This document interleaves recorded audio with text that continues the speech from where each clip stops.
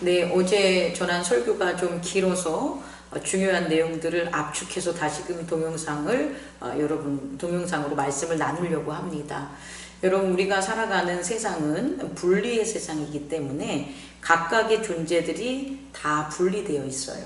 그래서 이 분리된 존재들이 서로 상호 소통하기 위해서 무엇인가를 사용해야 되는데, 그런 것들을 우리는 언어 체계라고 합니다. 그 언어 체계를 보다 어떤 보편적이고 넓은 의미에서 살펴본다면 소리를 통하여 내가 있는 것들, 존재가 있는 것들을 증명하죠. 이 소리는 우리는 단순히 어떤 들리는 그런 사운드라고 생각하지만, 실제적으로 소리는 어떤 존재가 사인을 보내는데 그 사인이 그 사인을 전달할 수 있는 매질이라는 공간에서 다른 존재에게 전달됐을 때 나타나는 게 소리예요.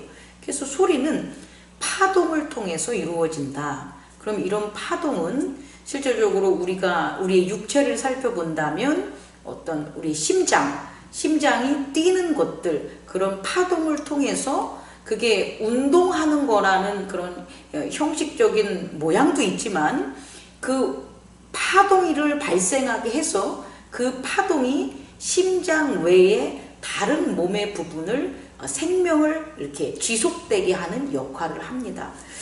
따라서 우리는 이 음파를 통해서 우리가 서로 함께하는 공간 속에서 나의 존재와 다른 존재가 서로 상호 소통하고 교환하는 것들을 우리는 확인해야 됩니다. 그래서요, 이런 음파를 통해서 만들어지는 그 내용 중에 우리는 흔히 소리라고 하는데, 이 소리를 크게 세 가지로 좀 구분해서 살펴보면, 첫 번째는 소음이 되고요, 두 번째는 소리가 되고, 세 번째는 소식으로 좀 구분하고 싶습니다. 그 소음은 뭔가의 음파에 의해서 소리가 나타나서 내 귀에 들리는데, 그 소리가 내게 아무런 도움을 줄 수 없을 뿐더러 오히려 나를 불쾌하게 만들고 장애를 주는 것들을 우리는 소음이라고 합니다. 예를 들어서요, 자동차가 이렇게 왔어요.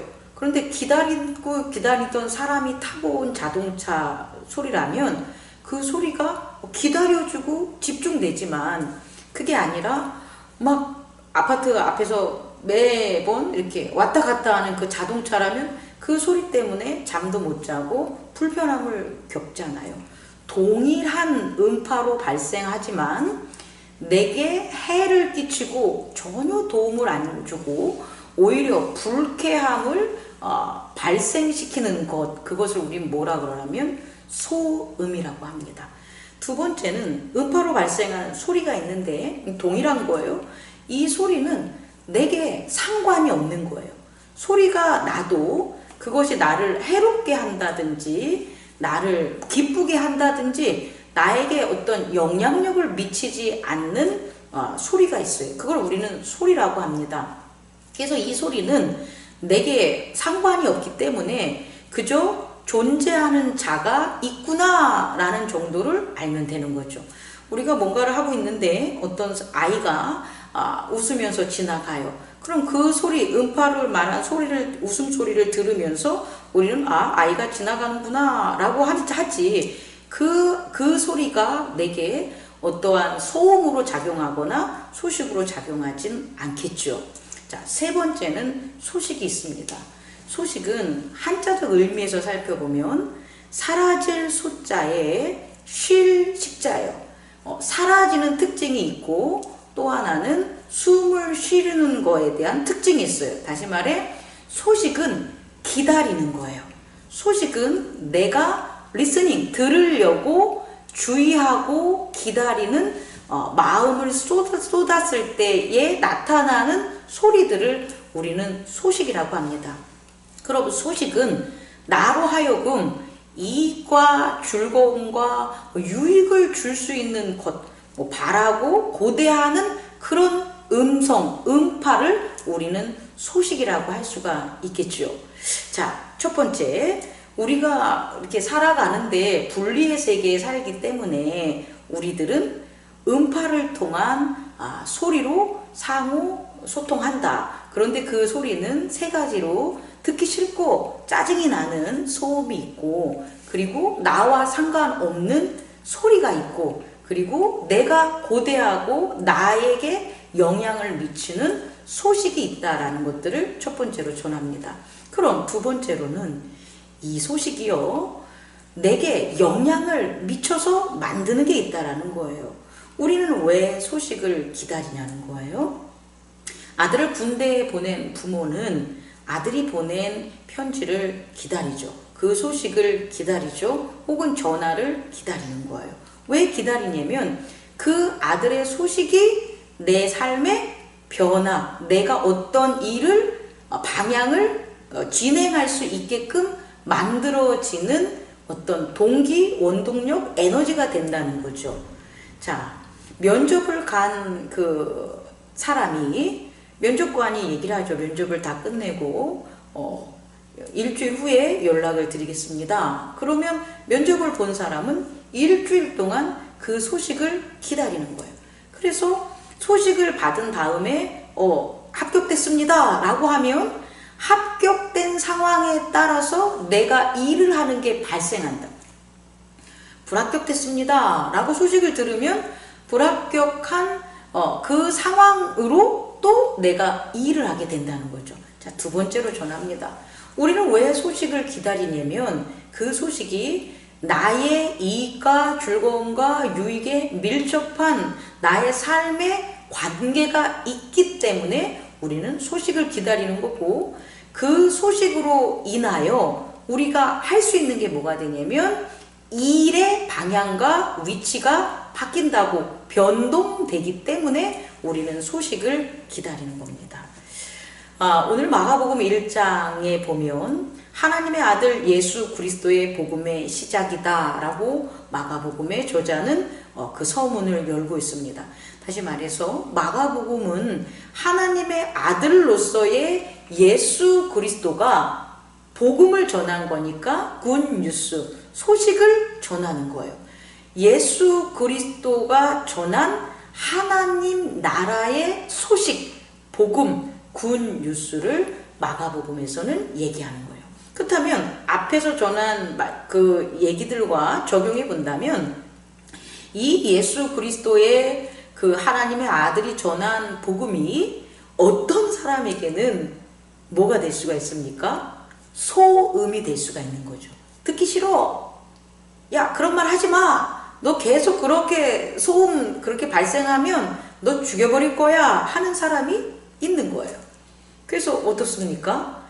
첫 번째 예를 들면 귀신들.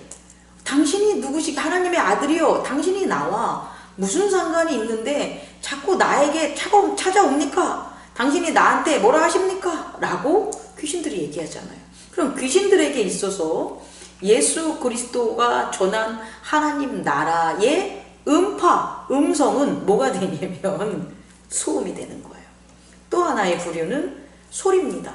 아니, 예수님께서 저 하나님 나라를 전한 것, 당신이 예수야? 당신이 엘리야야? 당신이 모세야? 내가 살아가는데 무슨 도움이 돼? 당신이 전하는 소리가 내가 먹고 사는데 무슨 도움이 되는데? 내가 이 일을 하는데 무슨 도움이 되는데? 하면서 수많은 군중들이 모여서 예수 그리스도의 전한 그런 복음을 들어옴에도 불구하고 그렇지 않는 자들도 있었다는 거예요. 그런 사람들에게서는 그 복음이 뭐가 되는 거예요? 그냥 소리에 불과한 거죠. 그런데요, 저와 여러분들, 우리들에게 있어서 하나님의 아들 예수 그리스도가 전한 하나님 나라의 복음은 우리에겐 소식이 되는 거예요. 어떤 소식? 첫 번째, 우리로 하여금 그 소식이 계속해서 남아있는 건 아니라 사라지지만 그 소식을 들음으로 우리를 움직이고 일하는 방향과 위치를 변경시킬 수 있는 게 예수 그리스도가 전한 복음이다, 소식이다 굿뉴스라는 것을 우리가 세 번째로 파악해야 됩니다. 그래서요, 예수 그리스도가 전한 그 음성이 우리에게 소식이 되기 위해, 복음이 되기 위해서는 그 조건이 있습니다. 편지, 소식은 반드시 그 형식을 갖춰야 됩니다. 그래서 이 소식을 전하는 자와 소식을 듣는 자의 그 조건은 첫 번째, 발신자의 조건과 수신자의 조건을 갖춰야 되는 거예요. 여러분, 제가 이 말씀을 전하면서 참 조금 어려운데요. 첫 번째, 발신자의 하나님의 예수님이 전한 음성이 하나님이 전하는 우리에게 소식이 되기 위해서 발신자의 조건의 첫 번째는 뭐냐면 그 소식을 전하는 그 자에 대한 확신 그리고 규정이에요. 그게 뭐냐? 예수 그리스도는 하나님의 아들이라는 거예요. 이거를 과연 서신의 요건에 어디에 넣어야 될까 제가 좀 고민을 했는데 제 판단에는 그것이 인사 같습니다. 왜냐하면 초대교회의 서신서를 살펴봤을 때 우리들은 그 형식에 있어서 예수 그리스도에 대한 하나님의 아들, 또 우리의 만왕의 왕 그리스도라는 그런 것들이 단순히 선포나 내용에 해당되는 것이 아니라 그것들을 인사화하는 것들을 우리는 발견할 수가 있어요. 다시 말해, 믿는 자들끼리 예수 그리스도는 하나님의 아들입니다 라고 이렇게 얘기하는 게 우리는 그것이 내용이라고 생각할 수 있지만 사실상은 인사라는 거예요. 자, 봅시다. 전쟁이 심해졌거나 기근이 있었을 때 많은 사람들이 이제 굶주리고 먹지 못하니까 인사할 때 뭐라고 하냐면 식사하셨어요? 이렇게 얘기하는 거예요. 그럼 식사하셨어요? 이 인사가 내용입니까? 그 식사하셨어요? 라고 얘기하면서 내가 전달하고 싶은 말의 내용을 목적을 전하는 건 아니잖아요. 그러니까 식사하셨어요? 라는 인사는 인사에 해당하는 거잖아요. 그러니까 평안하셨어요? 잘 주무셨어요? 밤새 평안하셨어요? 이런 것들은 인사지 내용이 아니라는 거예요. 뭐에? 소식에 있어서. 그렇다면 우리가 예수님이 전한 음성이 하나님이 전한 소식, 복음이 되기 위해서는 첫 번째로 인사를 해야 되는데 누구의 이름으로 인사를 하냐? 예수 그리스도의 이름으로 인사를 하는 거예요. 하나님의 아들 예수 그리스도. 하나님의 아들은 누구다? 예수 그리스도다.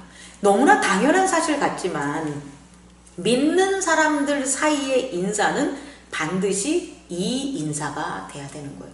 밤새 평안하셨습니까? No! 하나님의 아들은 예수 그리스도입니다 라는 게 인사가 되는 거예요. 그 인사의 첫 번째가 발신자의 조건이다. 두 번째는 인사를 했으면 내용이 들어가야 되잖아요. 그 내용이 뭐냐 우리가 살펴보면 그 내용은 예수 그리스도가 왜 오셨냐는 거예요.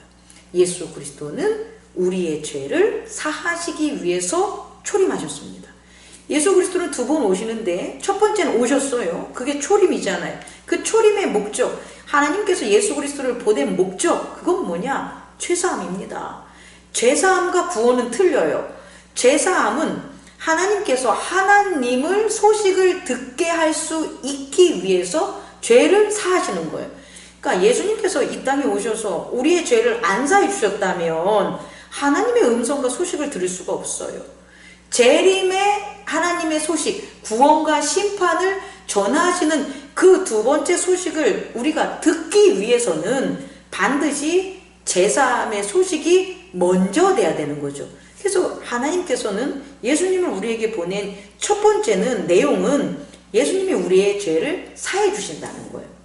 그리고 두 번째는 재림하심으로 구원하시고 또 하나는 죄사하지 않는 자, 여전히 하나님께서 예수님을 보내서 초림으로 죄를 사해 줬는데 그 죄사함을 유지하지 못하거나 혹은 제사함을 믿지 못하거나 제사함을 소음으로 듣거나 제사함을 소리로 들은 자들에게 있어서는 뭐가 온다? 심판하신다는 그 두 가지 목적이 있다라는 거예요.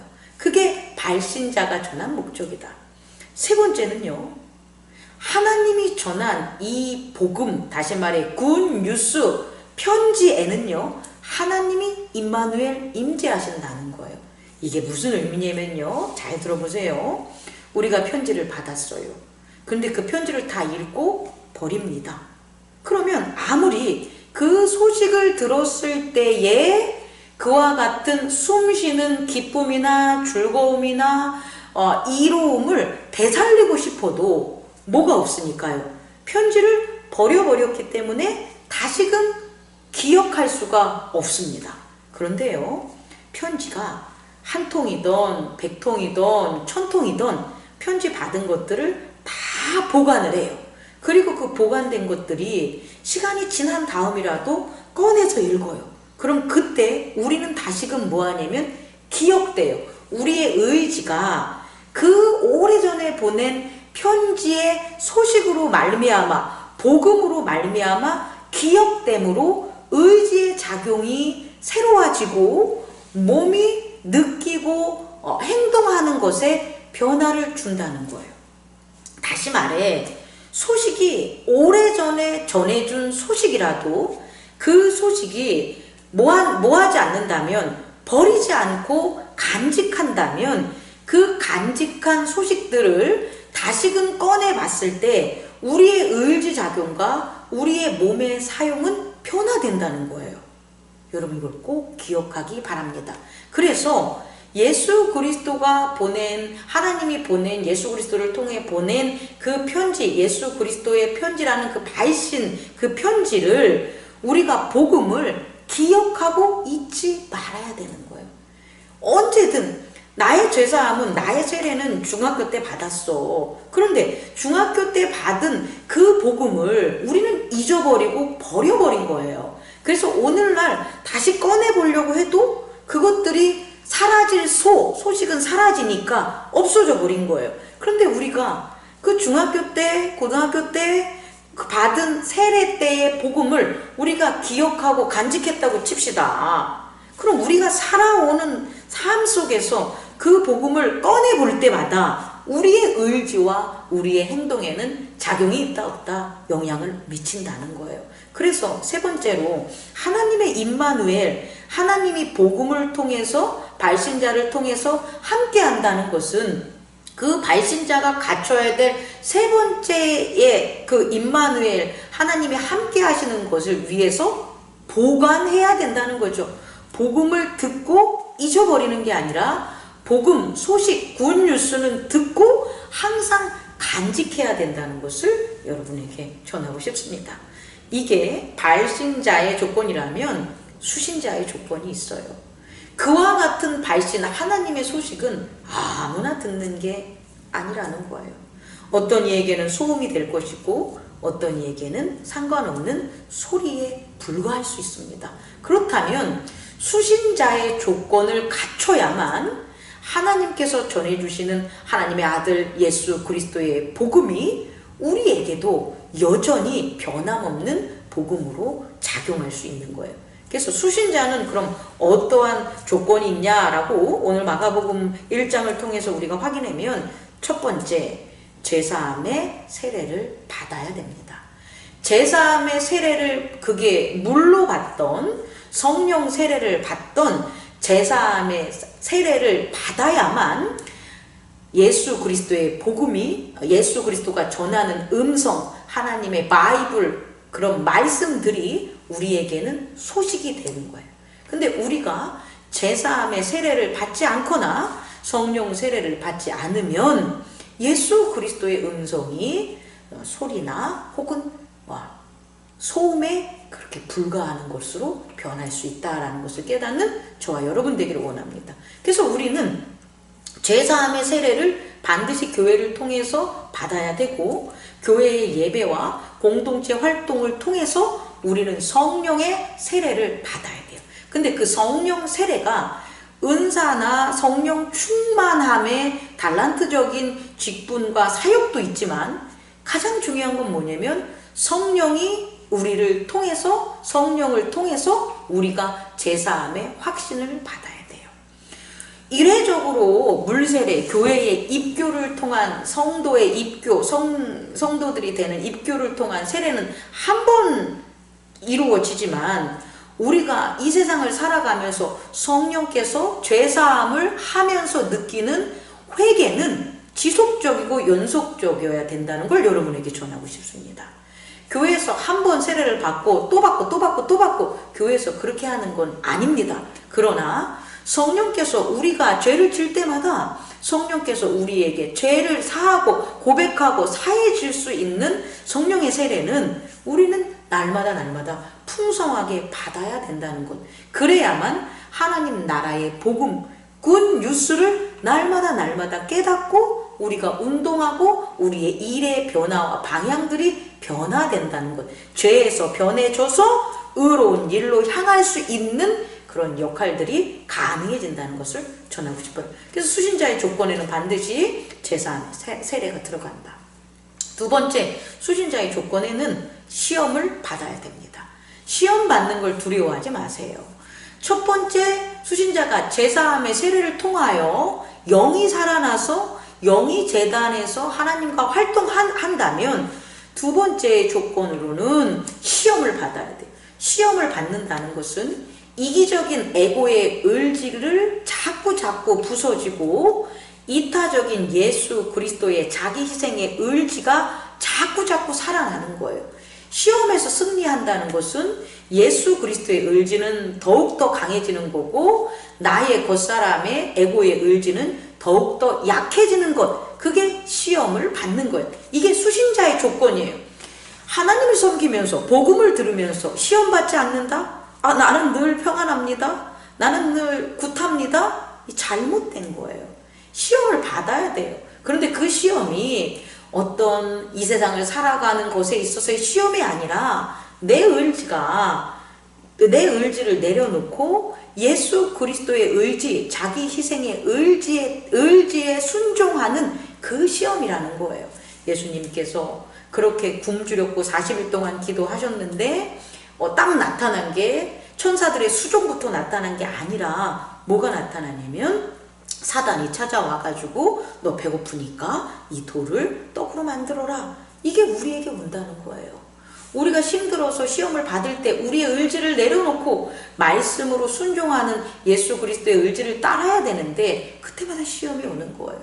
교회 생활을 잘합니다. 목사님이 됐습니다. 권사님이 됐습니다. 장로님이 됐는데 성전 꼭대기에 올라가서 사단이 너 떨어져라. 너를 장로로 세웠어. 너를 권사로 세웠어. 너를 목사로 세웠어. 너 떨어져. 그러면 하나님이 그 발을 갖다 밟아가지고 널 죽이지 않을 거야. 죽지 않게 할 거야. 그래서 목사가 되면 하나님 시험하는 기도들을 얼마나 하는지 몰라요. 하나님 교회를 번성시켜 주십시오. 번성시키지 않으면 저 죽어버릴 겁니다. 장로가 돼서 권사가 돼서 이 일을 아파트를 주시옵소서. 이 사업을 잘하게 해주십시오. 그러면 제가 헌금을 많이 낼 겁니다. 안 하면 저 이 교회 떠납니다. 얼마나 많은 그 시험을 당하는데 그 시험을 당할 때 자기 의지를 내려놓는 것이 아니라 어떻게 합니까? 자기 의지를 더 이용해가지고 예수 그리스도의 의지를 받아들이지 않는 불순종한 그런 시험들이 많습니다. 마지막으로 하나님만 섬겨야 되는데 하나님만 섬기지 못하고 돈도 섬기고 힘도 섬기고 명예도 섬기고 목사도 섬기고 장로도 섬기는 일들이 벌어집니다. 하나님 한 분만 경배하는 그와 같은 제단을 쌓아야 됩니다. 이런 시험을 이기면 그 이길 수 있는 유일한 길은 뭐냐? 내가 나의 의지를 내려놓고 예수 그리스도의 자기 희생의 의지를 따르는 거예요. 그럼 이제 어떻게 되냐? 의지가 성장해요. 속사람이 성장해요. 속사람이 강해져요. 이게 수신자의 역할. 그럴수록 복음이 하나님이 전하는 예수 그리스도의 말씀들이 복음이 돼서 굿 뉴스가 돼서 더 예민하고 더 민첩하게 하나님께 순종하며 하나님 나라의 일을 하는 것들을 우리는 확인할 수 있습니다. 마지막으로요, 영광을 받아야 돼요. 우리는 영광 받는 것을 되게 어렵게 생각하는데, 영광 받는 것은 영이 받는 것도 아니고요. 영광 받는 건 을지 마음이 받는 게 아닙니다. 영광 받는 것은 몸이 받는 거예요. 몸의 운동에 변화가 생깁니다. 어떤 거냐면 영광을 받는다는 건 이런 거예요. 내 몸의 쓰임이 영광을 받는 거예요. 자, 세상에서 있잖아요. 몸을 공부하는데 막 집중해서 씁니다. 그럼 그 사람이 1등을 해요. 그럼 학교에서 너는 1등이야 라고 해서 상장을 줍니다. 그 상장을 주는 건 누구에게 주는 거냐면 시험에 잘 본 네 머리에게 주는 거예요. 근데 그 머리가 누구 거예요? 내 머리예요. 그래서 내가 영광을 받는 거예요. 골프를 칩니다. 손이 없는 사람이 골프를 잘 칩니까? 아니잖아요. 골프에서 1등을 했습니다. 상금을 받습니다. 트로피를 받습니다. 그건 그 몸이 받는 거예요. 근데 그 몸이 내 거니까 내가 영광을 받는 거예요. 다시 말해, 영광을 받기 위해서는 몸을 활용해야 돼요. 근데 우리가 받는 영광은 어떤 영광이냐면 하나님 나라에서 받는 영광이라고요. 예수 그리스도께서 십자가를 지지 않으셨다면 예수님께서 영광을 받겠습니까? 예수 그리스도가 십자가를 지심은 그의 몸이 지신 거예요. 그의 몸이 희생했었을 때 하나님께서는 그 몸에 영광을 주시고 부활해 주신다는 거예요. 죽음에서 살리신다는 거예요. 살리실 뿐 아니라 보좌에 앉히신다는 거예요. 우리도 동일한다는 거예요. 우리의 몸을 하나님 나라의 직분자로, 은사받은 자로, 사역하는 자로 우리의 몸을 쓰라는 거예요. 마음만 쓰라는 게 아니라 장로님이 되고 권사님이 되고 목사님이 되고 집사님이 돼서 말로만 하지 마시고 마음으로만 하지 마시고 자식을 위하여 내 몸을 희생하라는 거예요. 그럼 그 몸이 하나님 나라의 희생을 위해서 썼기 때문에 영광을 받는다는 거예요. 상급을 받는다는 거예요. 멸류관을 받는다. 이게 수신자예요. 그래야만 예수 그리스도가 전한 음성이 복음이 돼서 우리들을 숨쉬게 하고 일하게 하고 움직이게 하는 방향을 하나님의 나라로 변경시키게 만드는 거예요. 근데 우리가 수신자로서의 조건인 죄사함의 세례를 받지 못하고, 그리고 시험을 이기지 못하고, 그리고 영광된 몸에 그 영광된 쓰임을 하지 못하면 아무리 교회 나와서 말씀을 들어도 그게 뭐가 되냐? 졸려요. 자는 소음이 되는 거예요. 그리고 그냥 나랑 상관없는 소식이 되는 거예요. 여러분, 우린 이런 사람이 되지 않았으면 좋겠습니다. 예수 그리스도 하나님의 아들이 전하는 복음이 우리 모두가 복음이 돼서 기다리고 바라는 소식이 돼서 우리들의 일의 방향을 죄를 떠나고 의를 향하는 방향으로 또 성장시키는 거리, 그런 그만큼의 옮겨짐으로 역사하는 귀한 시간들을 기대합니다. 감사합니다.